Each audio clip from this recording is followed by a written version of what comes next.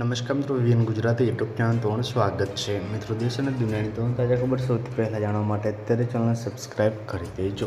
તો મિત્રો, ખૂબ જ મોટા સમાચાર સામે આવી રહ્યા છે। મોટી ખબર, 16 દિવસમાં 29 વાર ભૂકંપ જ્યાં મિત્રો ખૂબ જ મોટી ખબર છે। શું છે મામલો આજના વિડીયોમાં જણાવશું। વિડીયોમાં અંત સુધી બનાવી ચેનલ પર નવા હોય તો વિડીયોને એક લાઇક કરી ચેનલ સબસ્ક્રાઇબ કરી દેજો।